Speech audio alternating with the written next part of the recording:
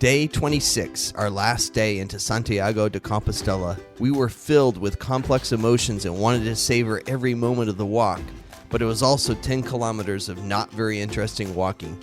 We left our albergue early and found ourselves on one of the darkest mornings we had had. Since we had started the final day so close to Santiago and because we left so early, we walked alone for much of the time.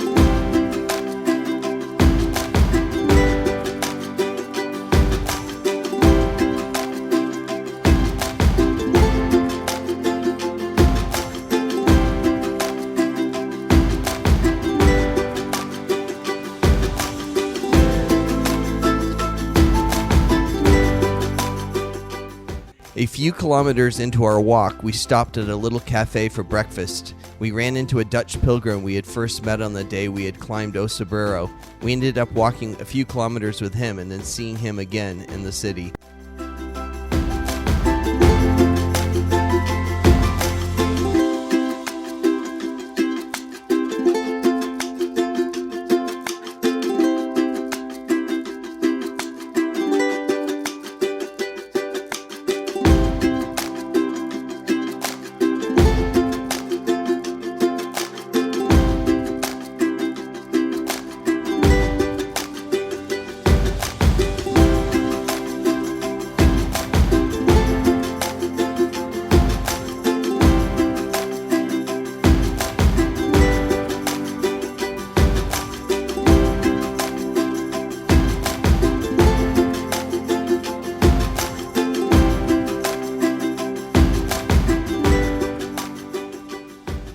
Once you arrive in Santiago, it feels like a long walk through many city blocks before you get into the area of the old city and begin to approach the cathedral.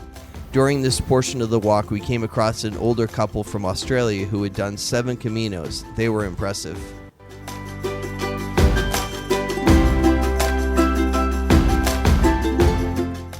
It is a special moment when you walk down the stairs and find yourself entering the square that sits in front of the cathedral. It is something you've seen in countless photos and videos, but something that means so much more when you experience it yourself. We arrived by 9 a.m. and found a quiet square, giving us a moment for reflection and personal celebration. It was a cloudy day that would later brighten.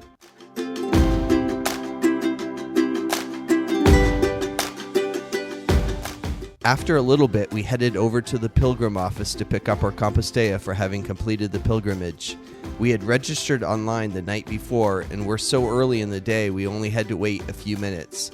We were pilgrims number 42 and 43 to receive our certificates, a number that would climb to over 3,000 before the day was done. There are multiple Camino routes that all finish in Santiago, though our route, the French route, remains the most traveled.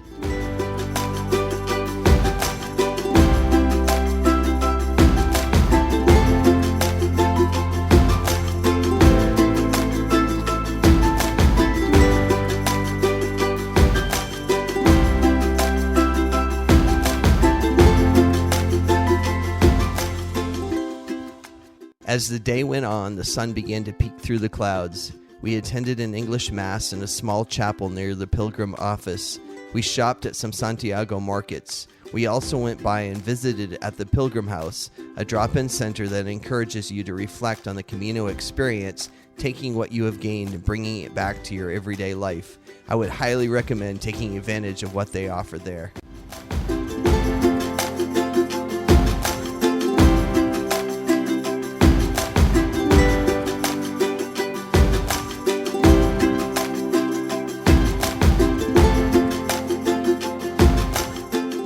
Throughout the day and then the next day as well, we found ourselves drawn back to the square in front of the cathedral.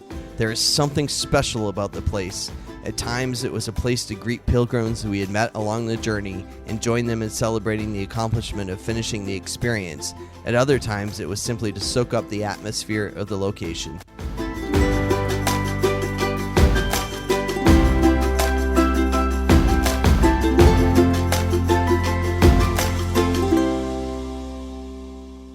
We went on a quest for good pizza, which took us out of the tourist zone, but it was successful.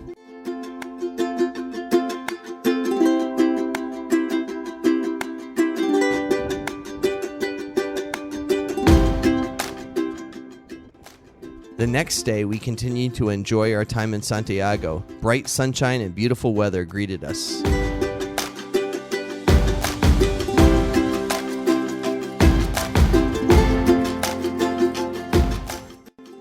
We went to breakfast at a cafe that advertised American-style breakfast. Not so much.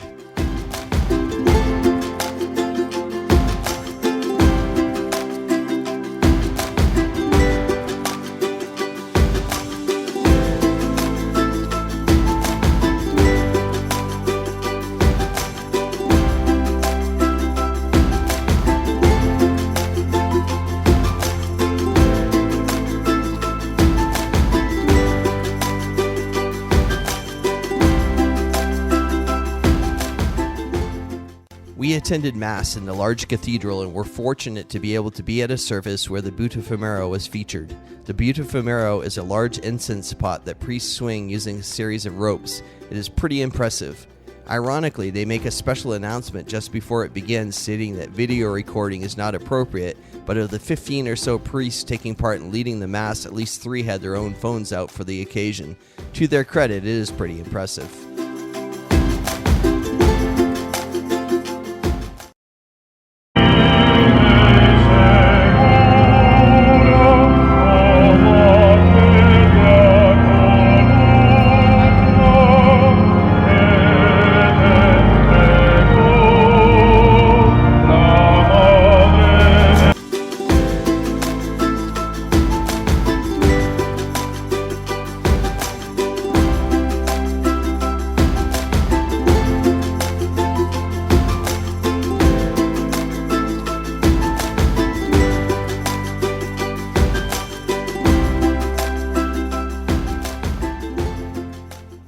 Later in the day, it was time to head to the train station to begin our trek home.